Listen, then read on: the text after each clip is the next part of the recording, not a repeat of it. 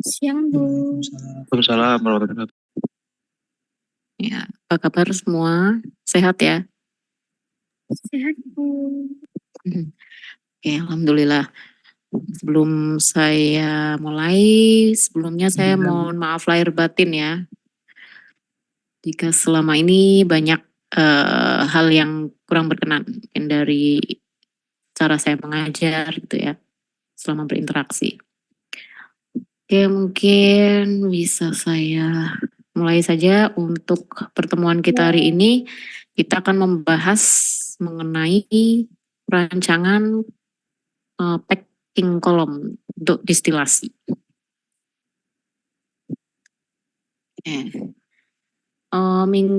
Pertemuan sebelumnya kemarin kita sudah sedikit membahas tentang pengantar tentang distilasi packing ya.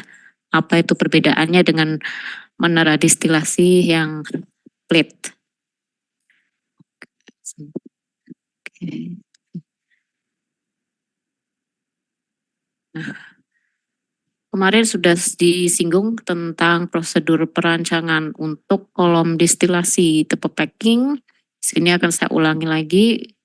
Untuk prosedur yang pertama yaitu menentukan requirement separation atau persyaratan dari pemisahan yang diinginkan ya. Misalnya Anda sudah menentukan bahan apa yang akan disparasi atau yang akan diproses pemisahan ya. Bahannya seperti apa, sifat-sifatnya apakah korosif, apakah toksik dan lain sebagainya. Lalu juga kandungan dari komponen-komponen yang terkandung dalam larutan yang akan dipisahkan apa saja. Lalu untuk suhunya, ya suhu yang akan dipakai berapa, dan hasilnya nanti distilatnya yang diinginkan berapa. Ini ditentukan terlebih dahulu. Selanjutnya memilih tipe dan ukuran dari packingnya ya. Kemarin sudah ya untuk pertemuan yang lalu ada berbagai macam packing sudah dibahas pertemuan sebelumnya. Setelah itu tentukan tinggi kolomnya atau di sini kita tulis sebagai Z, tinggi kolom dari distilasi. Selanjutnya setelah tinggi kolom diperoleh, kita bisa menentukan diameter kolomnya. Dan selanjutnya setelah sudah mendapatkan tinggi dan juga diameter, kita bisa memilih internal kolomnya yang terdiri atas, ada support, dan ada distributor.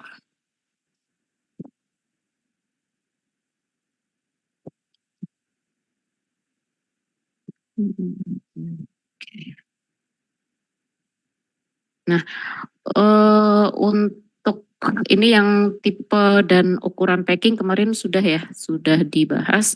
Kita ke tinggi kolom.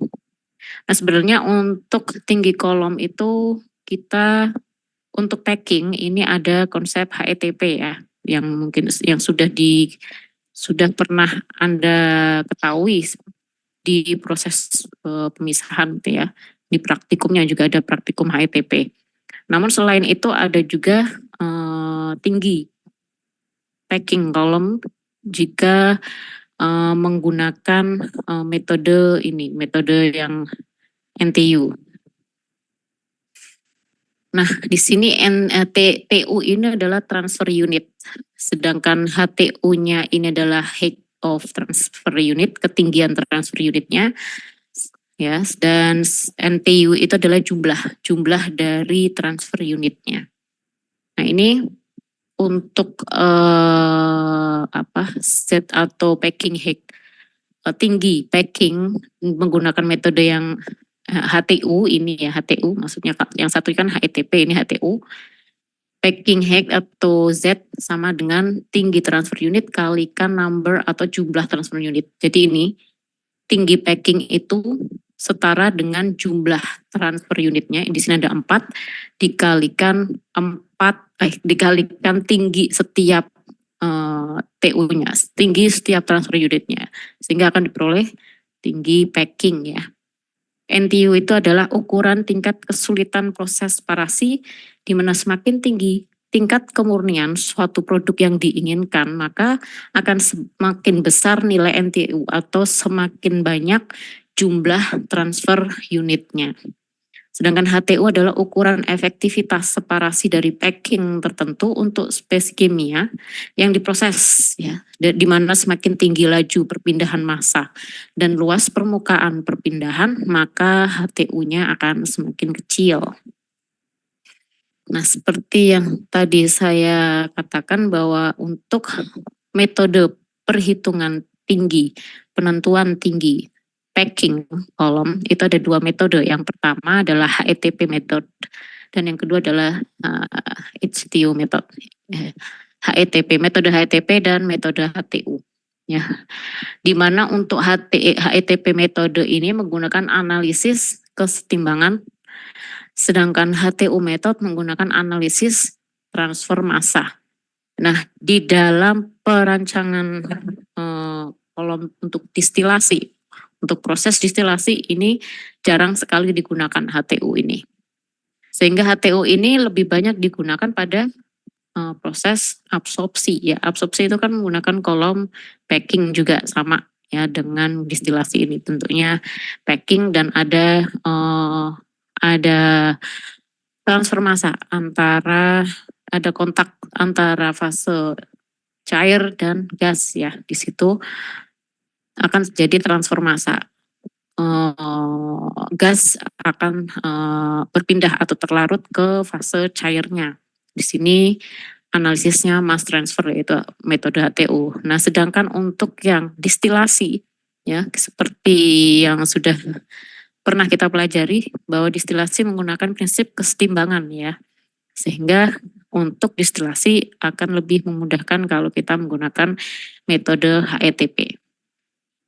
Nah, yang tadi HTU method ini Z-nya sama dengan HTU kali NTU ya, di mana HTU ini adalah tinggi transfer unit dan NTU ini adalah jumlah dari transfer unit. Nah, ini untuk rumusnya karena dia menggunakan analisis transfer massa sehingga Z ini diperoleh menggunakan rumus ini ya, dari rumus transfer massa, di mana untuk ini yang sisi ini ya, sisi V per KYA kali AC ini disebut juga HOG untuk menghitung HOG, sedangkan integral dari ini DY per YA, YA bintang minus YA ini adalah untuk NOG-nya. Ini untuk transfer massa jika kita meninjau di bagian gas ya, bagian gasnya, fase gas. Sedangkan yang ini Z-nya sama dengan HOL kali NOL ini untuk kita tinjau dari fase liquidnya. Transfer massa yang kita tinjau dari fase liquidnya. Nah, kalau untuk HETP, Z-nya sama dengan HETP kali N. Ya, N itu adalah jumlah stage teoritis. Jadi N itu adalah jumlah stage teoritis yang diperoleh menggunakan metode Mikeptil. Mikeptil yang kita pelajari ya di proses pemisahan itu yang kita pakai kurva keseimbangan, lalu menentukan garis operasi atas, garis operasi bawah, lalu kita gambar tangga itu segitiga itu jumlah stage-nya itu ya. Itu Mikeptil. Sebenarnya untuk menghitung jumlah stage teoritis tidak hanya menggunakan metode Mikeptil saja, tapi ada metode Venske itu ya, persamaan Venske itu. Tapi yang lebih populer, lebih sering dipakai adalah yang metode Mikeptil ini. Nah, HETP itu apa? HETP kepanjangannya Higgs Equivalent to a Theoretical Plate, yang menunjukkan ketinggian packing, ya, ketinggian packing yang memberikan separasi atau pemisahan yang sama pada stage teoritis, di mana nilai HETP ini untuk masing-masing tipe packing itu juga memiliki nilai sendiri. Nah, untuk Anda bisa menghitung yang metode HTU ini bisa menggunakan persamaan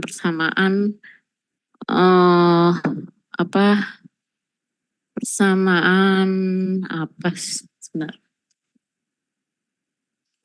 Ada dua persamaan ya. Sebentar, saya lupa. eh eh, eh, samaan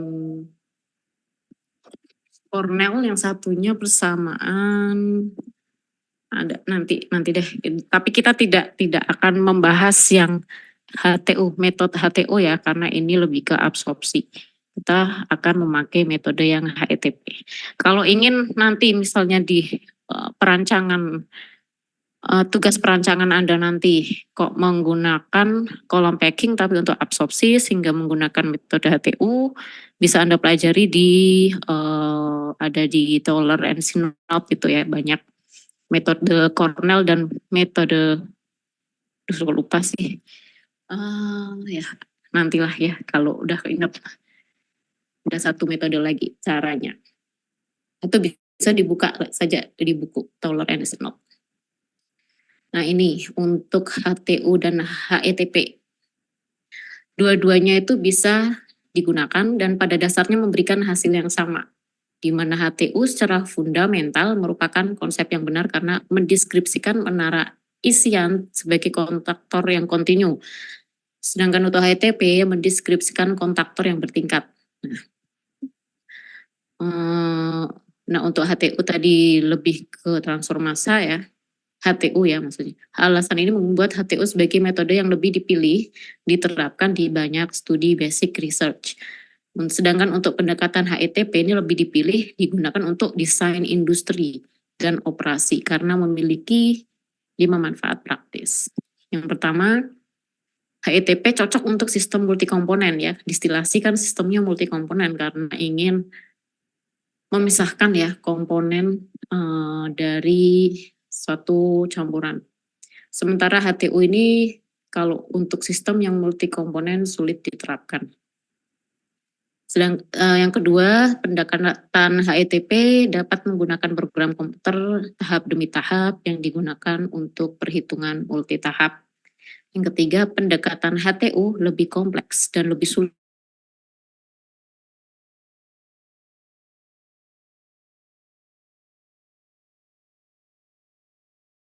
HETP memungkinkan perbandingan lebih mudah dengan kolom plat. HETP relatif tidak sensitif terhadap beban sistem dan properti fisika. Nah, tadi sudah untuk tinggi ya, tingginya kita menggunakan metode HETP.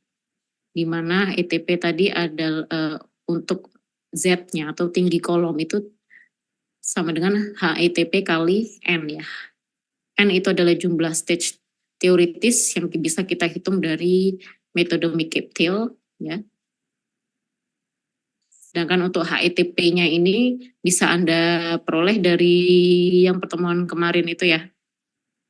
Untuk tipe packing tertentu memiliki nilai HETP yang tertentu.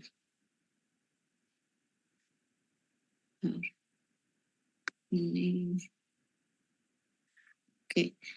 Agar terjadi kontak yang baik, maka gas dan cairan harus masuk ke dalam kolom bahan isian dengan laju yang tertentu. Jadi di sini untuk berapa laju gas dan laju liquidnya berapa itu bisa ditentukan terlebih dahulu di yang tadi ya, desain prosedur yang pertama itu menentukan requirements-nya. Nah nanti untuk liquid akan dimasukkan atau akan dialirkan dari bagian atas dan untuk uapnya atau gas dari bagian bawah. Untuk gambar ini lebih ke absorpsi sebenarnya ya. Kalau untuk distilasi prinsipnya sama dengan distilasi yang plate, di mana di paling bawah itu ada reboiler ya, ada preheater itu, dan juga yang atas itu gasnya ini masuk ke kondenser untuk sebagian di reflux atau dikembalikan ke kolom dan sebagian diambil sebagai distilat itu kalau distilasi. Jadi dari atas ada cairan ya, dari atas dialirkan dari atas, dan dari bawah adalah uapnya. Karena distilasi menggunakan ini ya, perbedaan titik didih ya. Jadi yang bawah itu dipanaskan sampai titik didihnya sehingga menghasilkan uap yang akan naik ke atas. Nah, oke. Nah, ini kalau misalnya cairan yang mengalir ke bawah lebih cepat dibandingkan di tempat lain yang tahanannya lebih tinggi, maka akan terjadi semacam saluran atau channel cairan sepanjang kolom sebagai akibat tidak meratanya tahanan. Ini disebut channeling yang akan mengakibatkan kontak gas cair yang tidak baik, ya. Nah, tahanan yang tidak merata ini disebabkan oleh laju gas atau cairan yang terlalu kecil, ya, yang disebabkan oleh diameternya bisa terlalu besar atau perbandingan laju gas dan cairannya sudah tertentu. Nah, misalnya laju gas yang dari bawah terlalu besar, ini akan mengakibatkan pressure dropnya semakin besar juga, dan cairannya tidak atau susah untuk turun ya ke bawah, sehingga bisa mengakibatkan cairannya tertumpuk di atas dan terjadi flooding ya, atau banjir.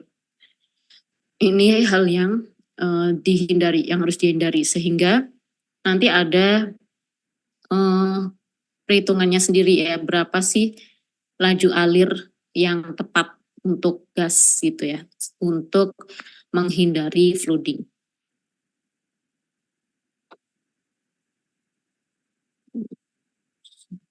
Nah, ini untuk flooding point.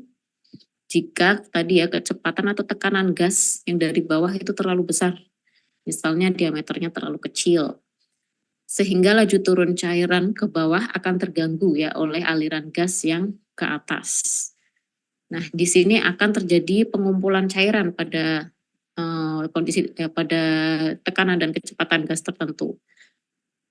Nah, hal ini yang akan menyebabkan pressure drop yang naik. Nah, setelah pressure drop naik, maka akan terjadi flooding ini, banjir. Untuk gambarannya seperti ini. Jadi cairan mengumpul di bagian atas ini, ya. Mungkin yang dulu praktikum HETP pernah ya mengalami seperti ini. Jadi ada cairan yang melebihi dari packingnya, ya. Hanya kalau di praktikum HETP kan tumpukan packing, tumpukan dari isiannya itu masih yang dipakai sedikit ya. Jadi kolom yang kosongnya itu masih sangat tinggi gitu. Tapi kalau di alat distilasi packing itu kan antara packing dengan bagian atasnya itu tidak sepanjang itu ya jaraknya. Jadi kalau terjadi flooding, maka yang akan terjadi nanti cairannya akan balik ya, akan keluar tuh ke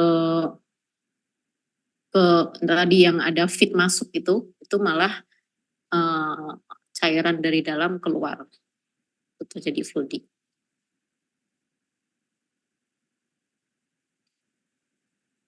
Nah, ini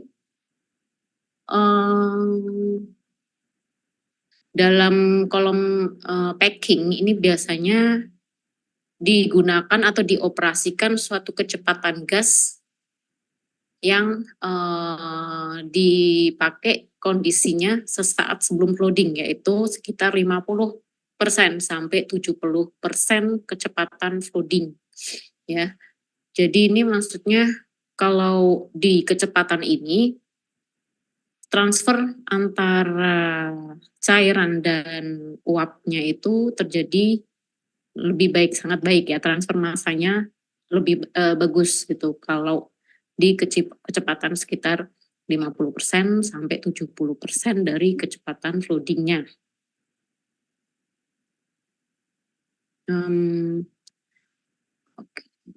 Kapasitas kolom isian ditentukan berdasarkan luas penampang lintangnya.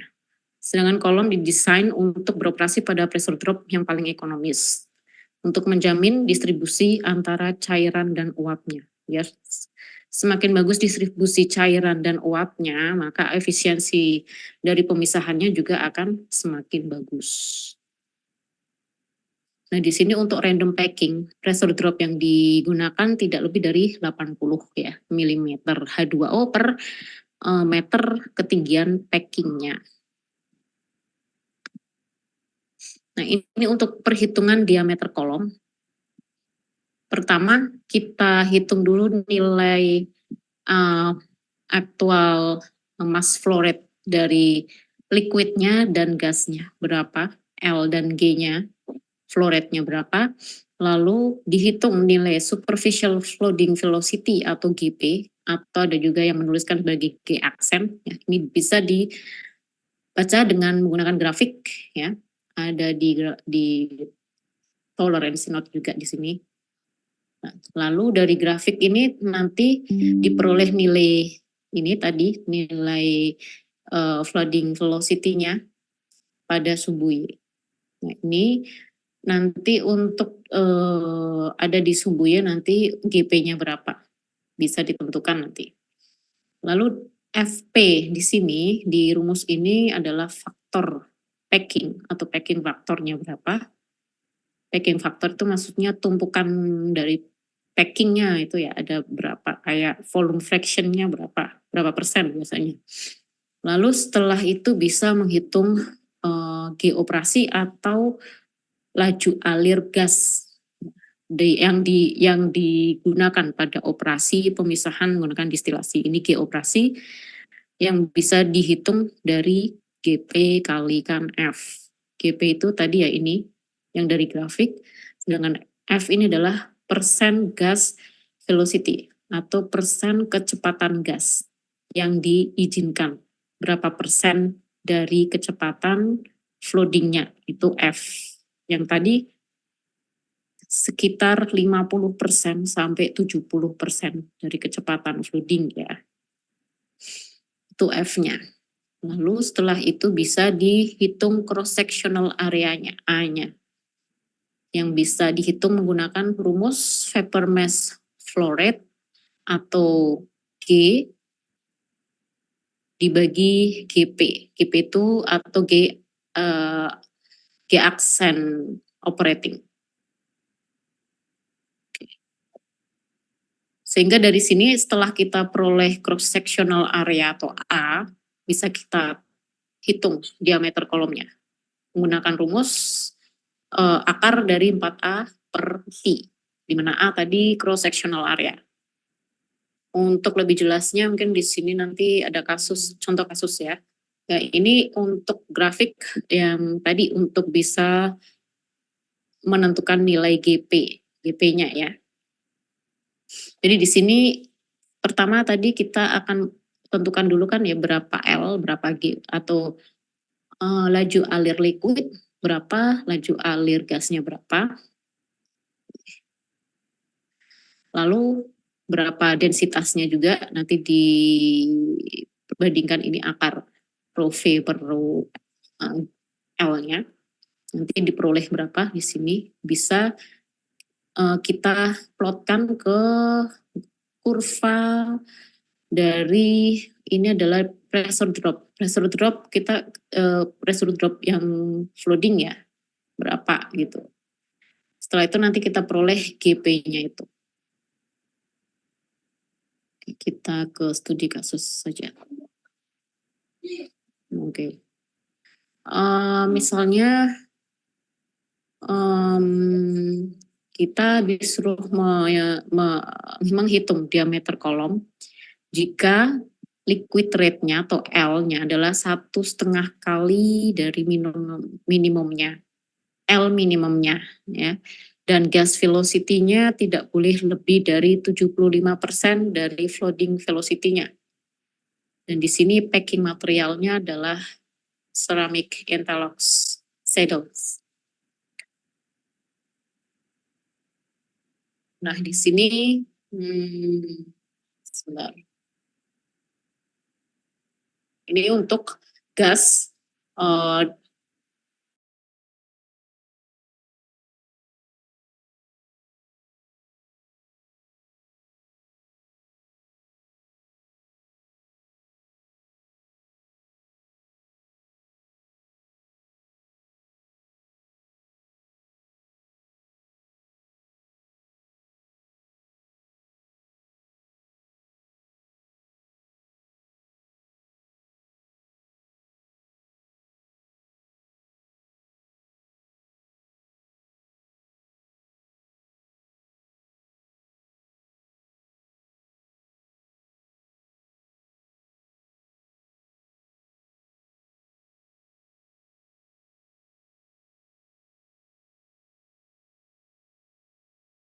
kilogram per menit. Lalu tadi diketahui untuk GM-nya ini adalah 3,538 gram mol per menit. Ini masih dalam molar. Diubah ke mass flow rate atau G ini ya, dikalikan dengan molecular weight-nya. Misalkan di sini untuk MR-nya adalah 29 kg per mol. Sehingga diperoleh G-nya sama dengan 102,6 kg per menit. Jadi nanti tergantung gas apa yang dipakai ya, itu nanti MR-nya dicari. Nah, dari sini kita sudah peroleh nilai L dan G atau laju alir dari liquid dan laju alir dari gasnya. Nah, yang tadi kalau kita lihat di grafik ini, kita perlu nilai ini ya, L per G kali akar rho G per rho L-nya untuk absisnya atau suhu X-nya, sehingga kita hitung dulu ini L per G kali akar rho G per rho 1. Dimana untuk di sini dimisalkan yang dipakai adalah air ya, air itu apa? Udara, gasnya udara, waternya ini LL-nya air. Nah ini rho G per rho L. Lalu diperoleh ini absisnya berapa, dimasukkan ke rumus ini, diperoleh ternyata 1,22 untuk absis suhu X-nya 1,22.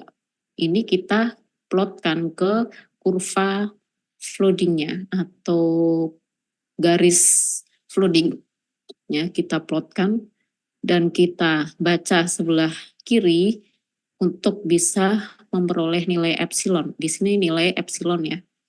Epsilon ternyata ini 0,019. Di mana nilai epsilon ini adalah G kuadrat kali ini yang tadi. Nah, jadi sebenarnya ini nilai epsilon itu GP kuadrat kalikan ini kan akar ya. Kalau di sini kuadrat akarnya dihilang. Jadi GP kalikan ini yang bawah mu kali 0,1 FP per rho V per rho L kali rho V per L dibagi rho V kali rho L min rho V itu epsilon. Nah ini epsilonnya kita peroleh 0,019. Nah dengan menggunakan nilai epsilon 0,019 kita bisa peroleh berapa nilai G aksen atau nilai GP-nya atau itu adalah kecepatan flooding-nya, flooding velocity G aksen ini. Ternyata dari rumus ini diperoleh kecepatan flooding atau kecepatan gas yang bisa menyebabkan flooding ya, itu di 2,63 kg per second per meter persegi.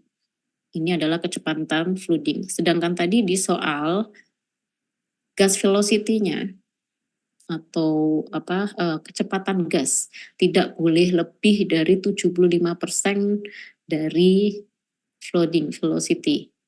Sehingga G operating ya atau superficial gas velocity-nya adalah F kali tadi GP atau flooding velocity-nya, di mana F adalah 75% sehingga diperoleh kecepatan flooding-nya adalah kecepatan operasi gas velocity-nya adalah 1,97 kg per second meter persegi.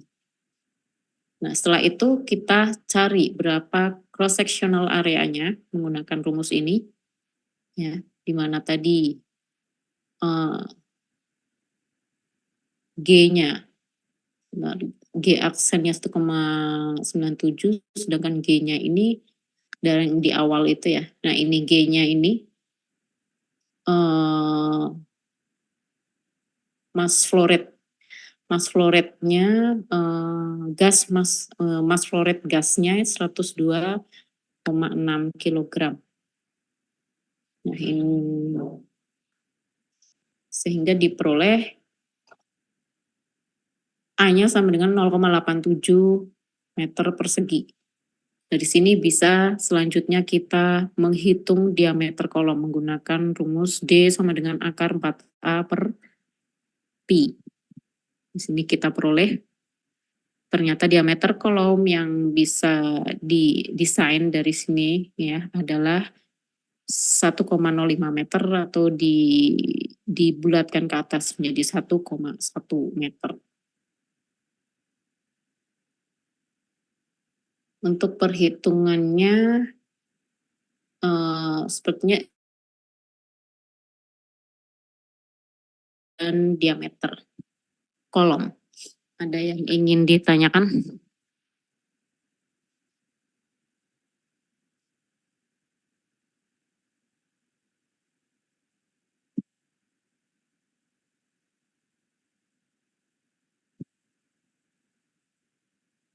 Halo?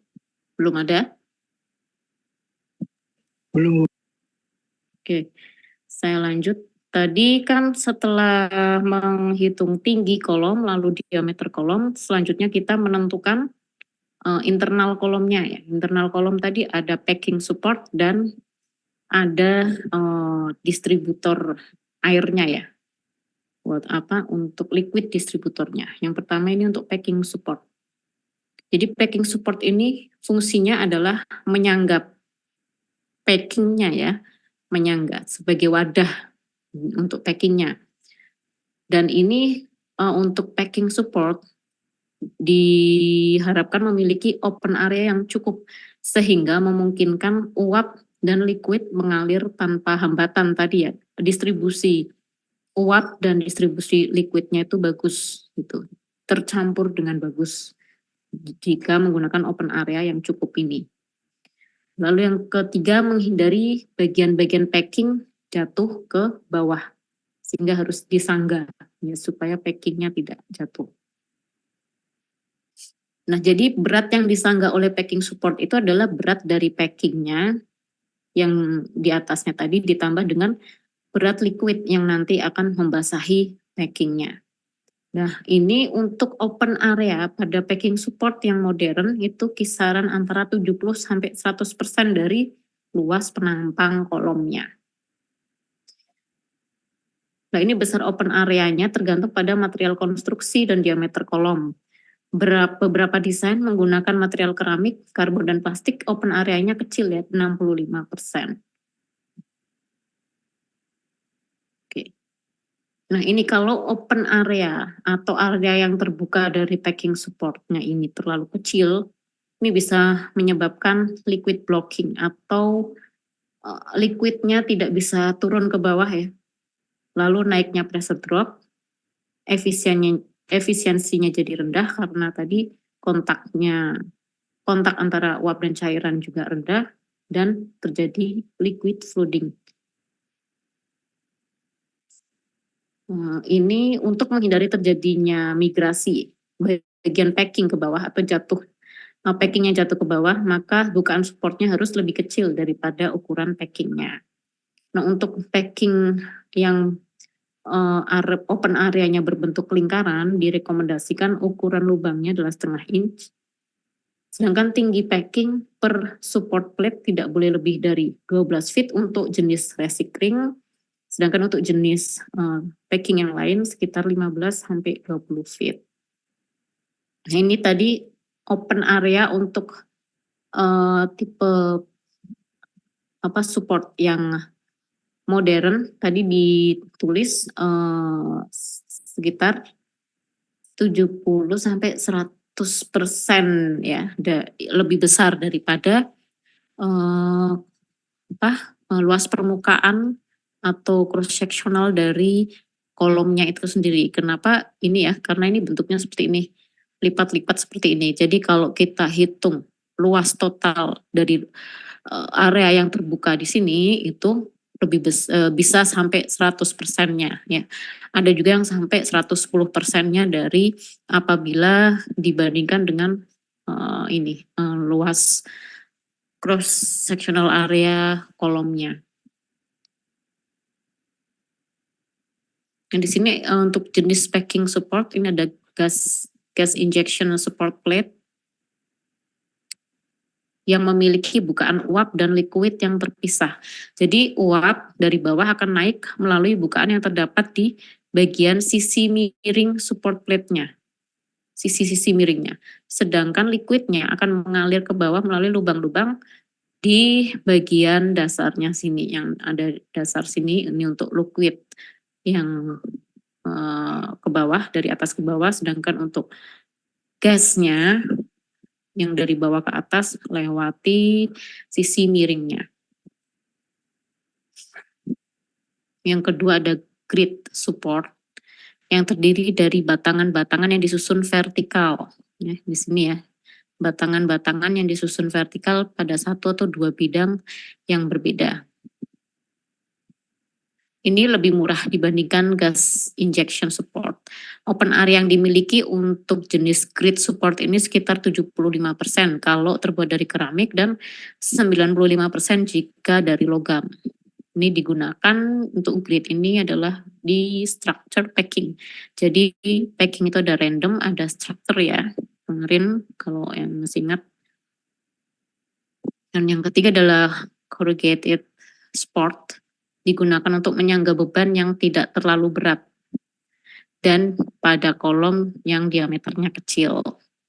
Dan untuk jenis ini open areanya relatif kecil, sekitar 80%-nya saja dibandingkan cross sectional untuk kolomnya. Nah, untuk jenis corrugated support ini terbatas hanya untuk beban uap dan liquid yang rendah. Nah, setelah tadi ada packing support internal, selanjutnya adalah liquid distributor. Ini untuk mendistribusikan liquid ya dari atas supaya apa? Supaya lebih merata.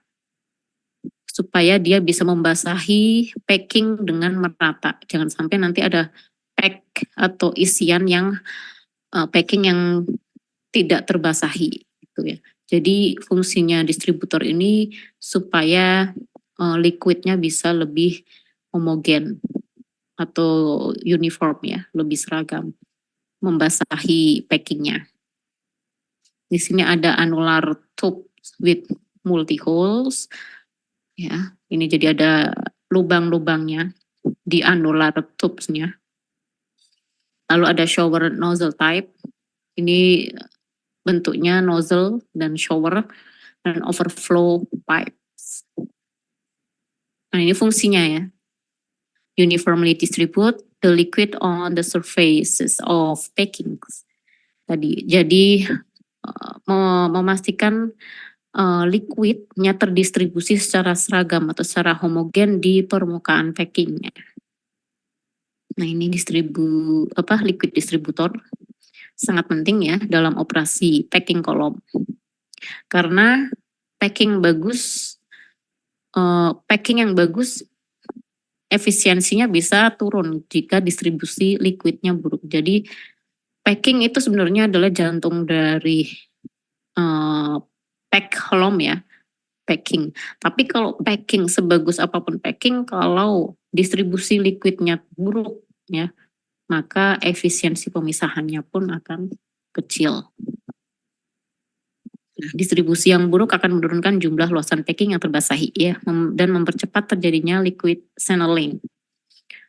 Liquid distributor diperlukan di semua titik pada pack kolom di mana terdapat aliran liquid dari luar dan harus didistribusikan secara seragam untuk mendapatkan efisiensi yang maksimum. Dan di sini kalau umpannya ada campuran fase uap dan liquid, maka ini diperlukan peralatan tambahan dulu supaya dipisahkan dulu antara uap dan liquid supaya terhindar proses turbulensi dalam liquid distributor. Untuk spray nozzle tadi ya, ada spray nozzle ini tidak digunakan untuk distribusi liquid di dalam kolom distilasi ataupun absorpsi. Biasanya dia terbatas pada operasi perpindahan panas, di mana liquid entrainment dari bagian atas bed tidak terjadi.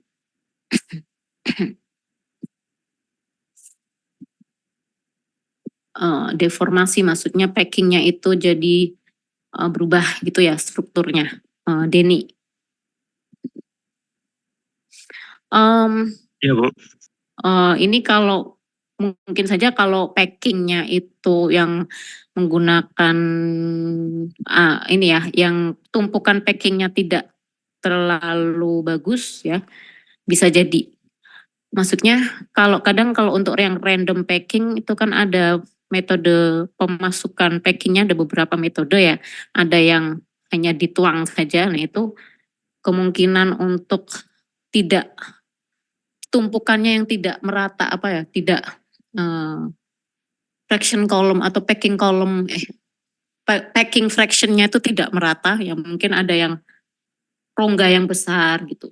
Mungkin saja misalnya karena adanya liquid di satu titik saja, di satu spot itu di situ saja, bisa jadi nanti lama-kelamaan akan itu tadi yang rongganya terlalu besar itu bisa jadi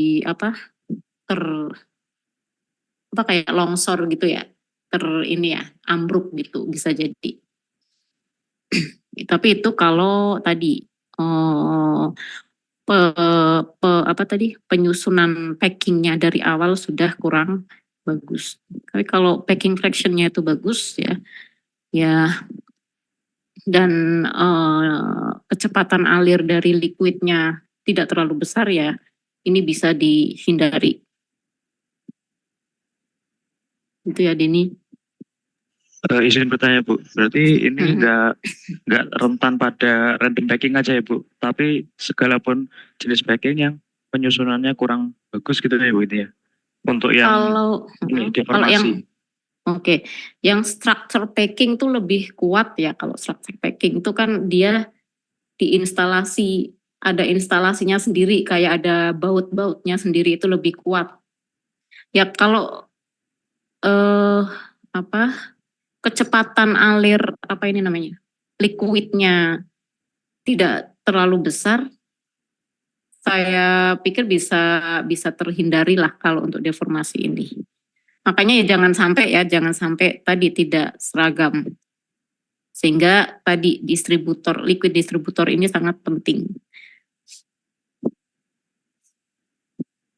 Gitu ya. Jadi liquid distributor ini termasuk main itu ya Bu, yang penting ya Bu. Maksudnya bukan alat tambahan gitu ya Bu. Kalau untuk packing, kolom packing, iya itu perlu memang internal atau bagian dalam dari kolom packing memang ada liquid distributornya. Karena kita menginginkan untuk kolom packing itu kan lebih ke kontak ya. Kontak kalau diabsorpsi juga diperlukan untuk transfer massa yang bagus. Di distilasi pun juga untuk mendapatkan kesetimbangan yang bagus juga harus itu tadi ya, harus setiap titiknya itu juga sama kontaknya itu. Jadi ya sangat penting gitu. Baik, terima kasih Bu. Ya. Dan ini juga sangat berpengaruh di efisiensinya ini. Efisiensi dari pemisahannya. Kalau tadi ya tidak ada distribusi liquidnya, distributor liquidnya, yaitu jadi ada gas yang dari bawah sama sekali tidak kontak dengan liquidnya ya. Ada liquid yang misalnya yang ada yang kontak dengan gas, ada yang sama sekali tidak kontak. Sehingga nanti kan efisiensi pemisahannya pasti akan jelek kalau seperti itu.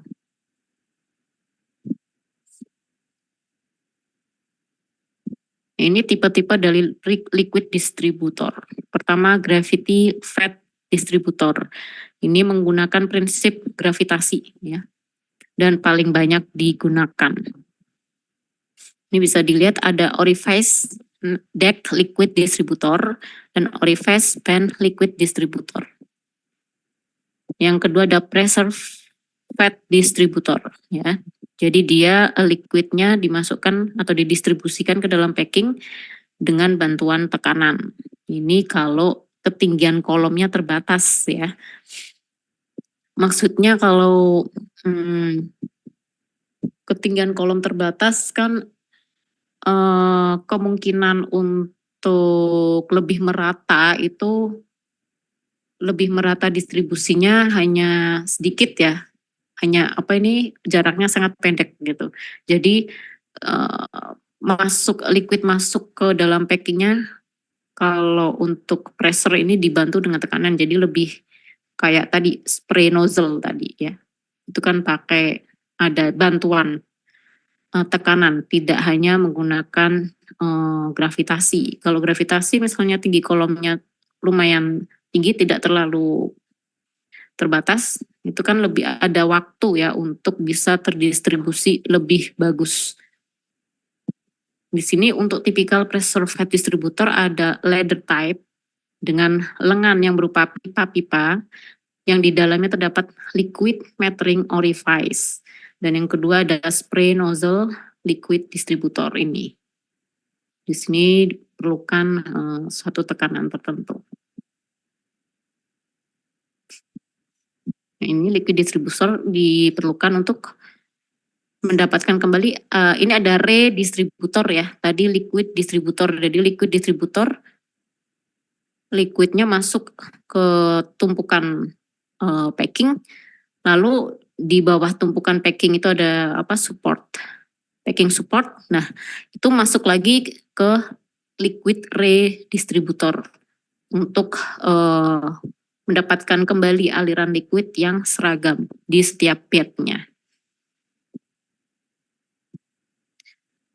Nah, ini untuk liquid yang mengalir ke bawah melewati packing dan dinding kolom akan didistribusikan kembali setiap kedalaman bed atau sekitar 3 kali diameter kolomnya untuk recycling packing dan 5-10 kali diameter kolom untuk saddle packing.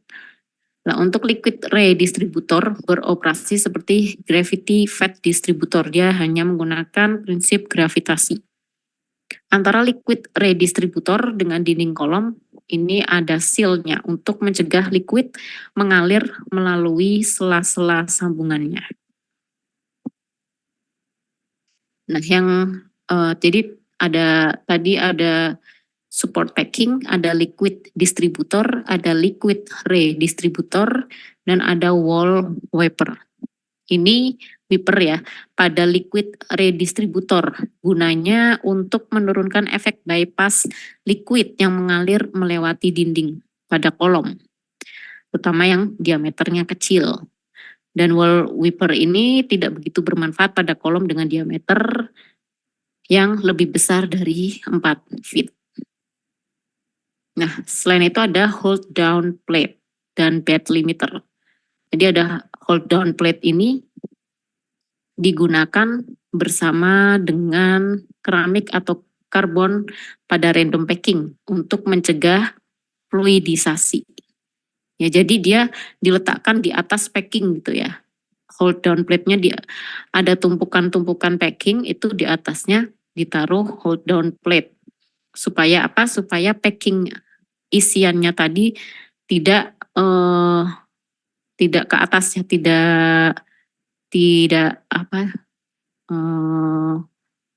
untuk menahan packing dengan ketinggian 5 feet untuk mencegah fluidisasi ya, terutama yang terbuat dari plastik karena densitasnya rendah ya. Kalau plastik dia ditakutkan jika flooding atau aliran gasnya terlalu tinggi, dia akan ke atas gitu ya, sehingga akan merusak packingnya rusak, dan juga dia takutnya nanti akan keluar ke bagian feednya. Nah, untuk yang untuk plastik atau logam itu digunakan bed limiter. Bed limiter. Kalau untuk yang densitasnya rendah, yang itu dinamakan bed limiter ya. Hold down plate-nya itu bentuknya bed limiter. Jadi dia kalau bed limiter itu dipasang dengan support ring, jadi ada instalasinya. Tapi kalau hold down plate ini hanya ditaruh saja ditambahkan bersama-sama dengan packingnya, hanya ditaruh di atasnya gitu. Tapi ini untuk keramik atau karbon. Kalau untuk plastik atau logam ini digunakan bed limiter untuk menghindari terjadinya kompresi pada plastik atau hancurnya logam. Untuk pack kolom yang tidak dilengkapi dengan hold down plate atau bed limiter, packing yang berada di dalam bed dapat terangkat dan terbawa oleh aliran gas sehingga bisa menyebabkan kerusakan internal kolom. Nah, ini adalah contoh dari hold down plate dan bed limiter. Oke. Untuk pembahasan mengenai perancangan kolom distilasi packing sampai di sini. Jadi tadi diingat lagi apa saja prosedur dari perancangan distilasi packing. Yang pertama apa? Ada yang ingat?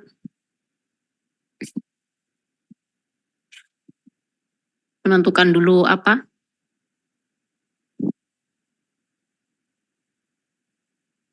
Pertama yang ditentukan prosedurnya.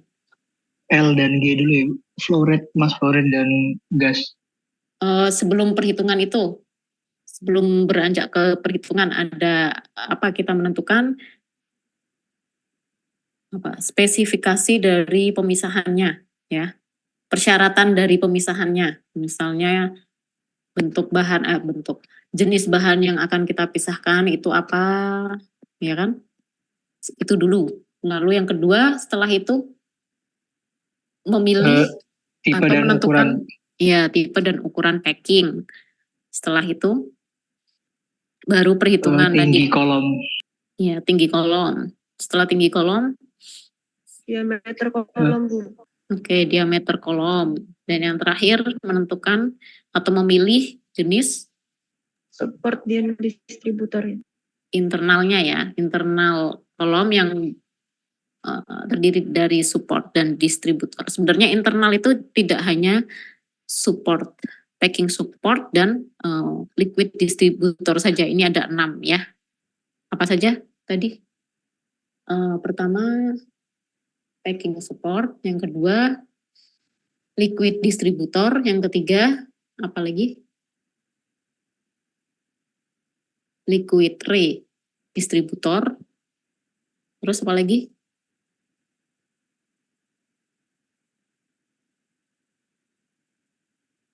Wallpaper, Bu. Wall wiper. Hold down. Hold on. Yeah. Ini hold on plate dan bed limiter ya. Tadi Limiter, kan ada. yeah. Terus ada wall wipernya tadi. Wall wipernya. Oke. Oh, 3, 4. Ini 5 ya. 5. Ini salah nulis. Ini 5. Oke. Nah, apa? Tadi yang pertama itu kan kita menentukan dulu ya, apa sih persyaratan dari pemisahannya. Misalnya bahan yang seperti apa sih yang sesuai atau yang cocok untuk kita pakai kolom distilasi bentuk packing, bukan plate. Ada yang ingat nggak?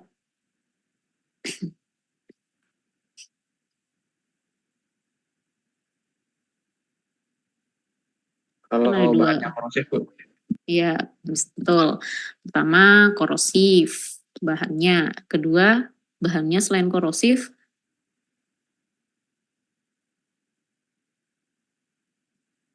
lagi toksik. Terus setelah itu apa? Selain korosif, toksik, flammable, mudah terjadi pembakaran. Lalu ada lagi apa satu lagi, gampang apa itu bahannya itu gampang apa, liquidnya itu gampang terjadi apa? Menguap. Apa? Gampang ini ya terjadi, sebentar. Ini siapa nih? Menguap, Bu. Menguap. Kalau volatil itu memang kalau yang namanya di distilasi itu kan untuk yang berdasarkan volatilitas ya, berdasarkan tekanan titik didihnya. Gitu. Jadi lebih tepat, ada yang lebih tepat lagi sebenarnya. Bahan yang mudah berbusa, ya, yang foaming itu. Dan ada lagi untuk sistem yang kapasitasnya kecil, itu biasanya menggunakan packing. Nah tadi untuk HETP, prinsipnya gimana HETP?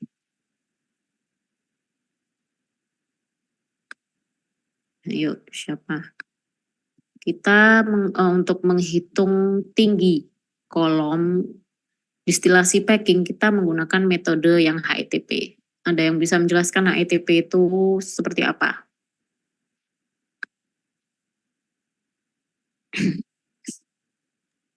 Izin jawab Bu. Iya. AETP ini kan tinggi fisik ya, satu teori theoretical plate-nya dalam kolom. Jadi menggambarkan jarak yang diperlukan dalam kolom pack kolom itu supaya proses pemisahan keseluruhan dapat dianggap setara dengan satu plate teoritis itu. Iya, betul. Ya, betul. Yang lain paham ya maksudnya. Jadi untuk perhitungan nanti ditentukan dulu berapa theoretical plate-nya dengan menggunakan McCaptail itu. Berapa kalau menggunakan kolom plate itu berapa plate yang diperlukan. Dari situ nanti kita bisa menentukan HETP-nya. Bisa Gitu. bertanya Bu. Uh-uh. Berarti pada saat mata kuliah teknik pemisahan dulu itu hanya terbatas di HETP ya Bu, belum HTU. Dulu ya belum. Itu di absorpsi. Kalau di absorpsi dipelajari nggak HTU? Kolom absorpsi. Sebenarnya belum Bu. Itu kan kalau HTU tadi lebih menggunakan analisis transfer massa ya. Kalau kita ketahui absorpsi itu kan ada transfer massa ya. Contohnya ada uap yang dialirkan dan dari bawah cair dari atas, dan itu nanti uapnya ini akan diserap oleh cairannya ya. Akan transfer massa uap ke dalam cairan dan nanti akan bisa terjadi reaksi kimia dan menjadi zat baru gitu ya. Jadi menggunakan transfer massa. Itu nanti ada berbagai macam untuk menghitung ya, HOG tadi, HOG, NOG itu menggunakan tadi persamaan Cornell. Izin konfirmasi aja Bu. Ini berarti untuk HTU ini semakin kecil nilainya, berarti semakin efisiensi juga kolomnya Bu dalam transfer massa. Begitu nggak Bu? Semakin kecil Nilai HTU, maka semakin efisien kolom dalam transfer massa. Sebentar. Transfer unit. Ini kan HTU itu transfer unit ya. Kalau kalau dia yang tadi sudah ada.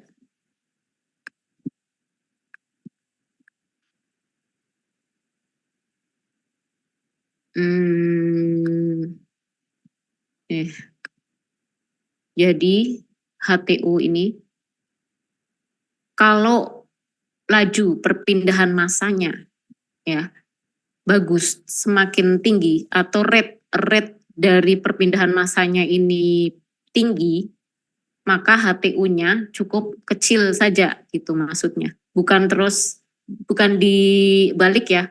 HTU kecil memberikan efisiensi yang tinggi. Jadi ini tergantung dari perpindahan massanya, apakah rate-nya itu bagus, tinggi.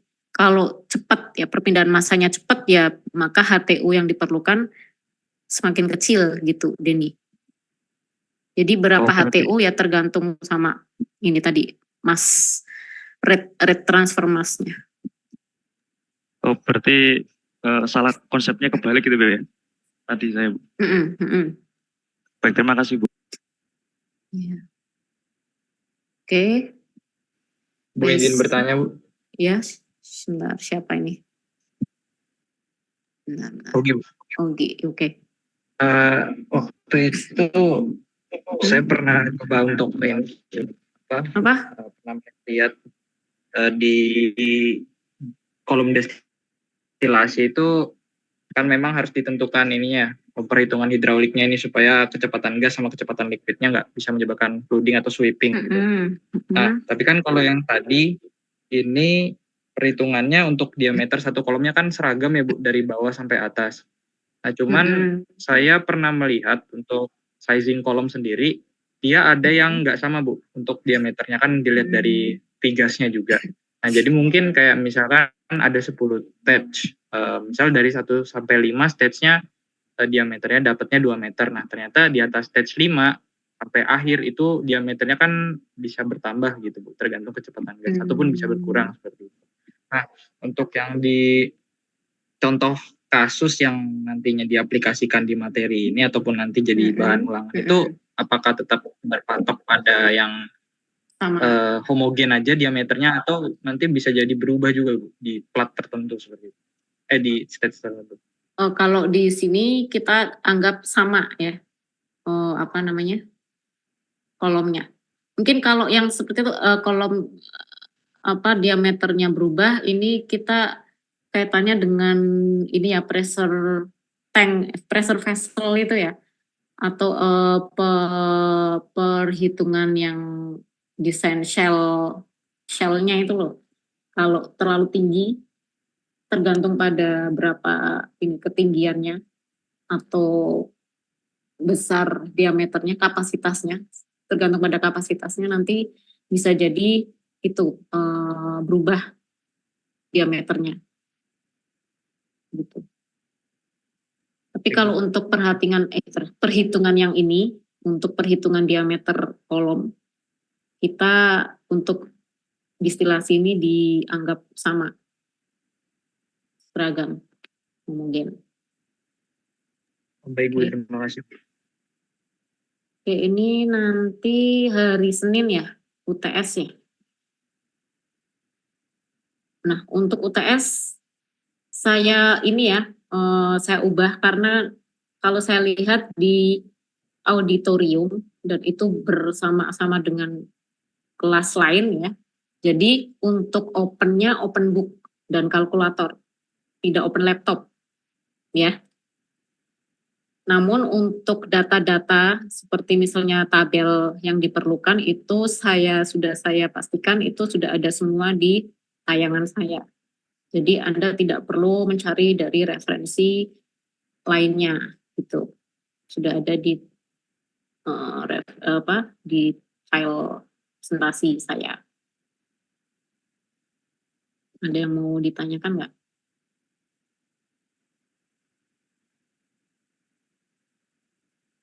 Untuk UTS.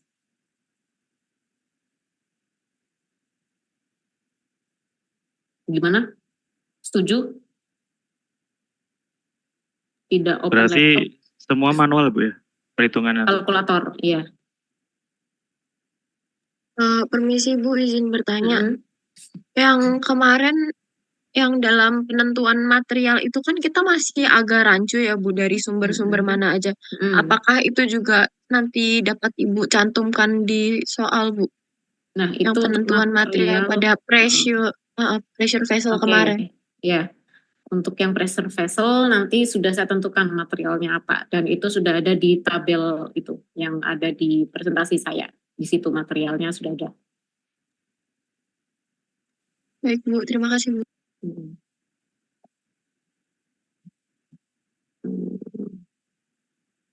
Tidak pakai Excel ya, pakai kalkulator sudah cukup kan ya, itu yang dari Excel itu kan tinggal masukin aja kan. Atau Anda bisa sudah siapkan dulu aja untuk yang contoh perhitungan perancangan step-stepnya seperti apa, ini dari mana lebih supaya lebih cepat seperti apa gitu ya. Nah, nanti dari saya ada tiga soal, 2 perhitungan, yang satu perhitungan lumayan panjang, yang kedua perhitungan pendek, dan yang ketiga teori. Saya pikir 100 menit cukup. Ya. Terutama yang sudah mempersiapkan dulu, belajar, persiapkan, tadi apa yang perlu nanti dipersiapkan, kayak perhitungannya itu sudah tahu step-stepnya, ini dari mana, ditulis saja kalau ada yang mencari ini dari mana, ditulis, ini dari tabel ini, gitu, tulis gitu. Jadi sudah dipersiapkan dulu, jangan sampai nanti kebingungan ya, mencari lagi ini yang mana, gitu. Akan nanti lihat waktu, disesuaikan lah waktunya. Oke. Ada lagi yang mau ditanyakan?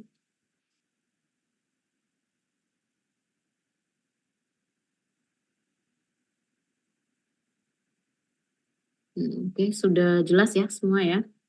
Sudah sepakat juga. Selamat belajar. Semoga sukses besok UTS-nya. Dari saya mungkin untuk pertemuan kita perancangan alat proses sudah selesai ya. Nanti setelah UTS akan diampu oleh Pak Denny. Oke. Mungkin bisa saya tutup ya untuk pertemuan kita kali ini. Terima kasih. Oh ya, sebentar. Yang tidak masuk siapa? Tidak ikut Zoom ini. Lupa, belum. Ada 26 orang. 25. Sebentar, saya absen saja. Sebentar.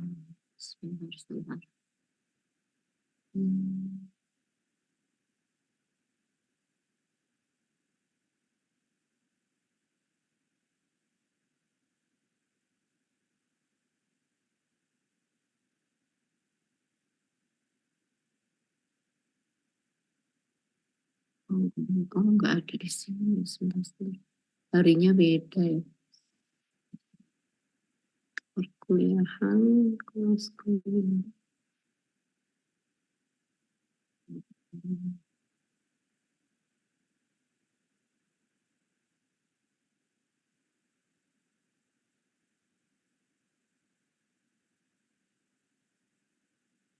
Jadwal praktikumnya berarti yang mana ya? Oke.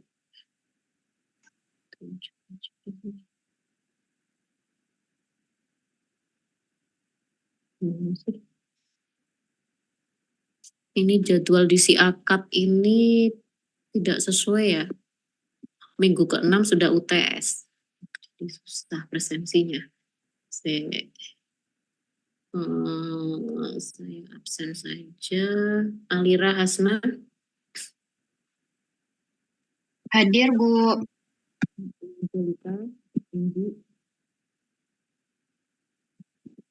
Enji. Hadir, Bu. Oke, Augie. Hadir, Bu. Auriela.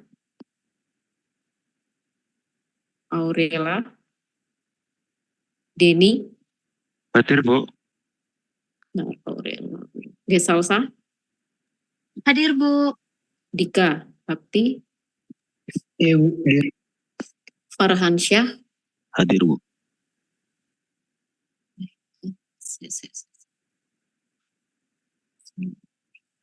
Fauzia Hulfa. Hadir, Bu. Febrianti Sinurat. Hadir, Bu. Ferdi Muhammad. Hadir. Oke, Katarina. Belum di Zoom, Bu. Oh, belum di Zoom. Belum ada berarti Karin. Iya, Laura. Oke, Laura Putri. Hadir, Bu. Isel. Hadir, Bu. Muhammad Ifa. Hadir, Bu. Muhammad Rizky Akbar. Hadir, Bu. Oke, Nadia Devika. Hadir, Bu. Oke, Nashwa Hasna. Hadir, Bu. Nur Oktaviani. Hadir, Bu. Renaldi Bernardo. Hadir, Bu. Retno Andrianti. Hadir, Bu. Ridho. Hadir Bu. Rika Arkaninto. Hadir, Bu. Safira Janatu. Hadir, Bu. Septriasa Chan. Hadir, Bu. Tita Nur Hasanah. Hadir, Bu. Wahyu Setia. Wahyu Sponco. Hadir, Bu. Jadi yang belum hadir Laura sama Aurela. Laura Hah? hadir, Bu. Tadi Maaf, siapa? Aurela Katarina, sorry, hadir, Bu. Katarina. Siapa ini? Aurela hadir, Bu. Aurela hadir. Katarina yang nggak hadir ya? Karin. Iya, Bu. Oke. Sorry. Oke, satu yang nggak hadir. Oke. Cukup, saya cukupkan sekian untuk kuliah hari ini. Semoga apa yang sudah saya sampaikan bisa dipahami ya, bisa diterima dengan baik dan bermanfaat ya, untuk kedepannya. Ini siapa tadi?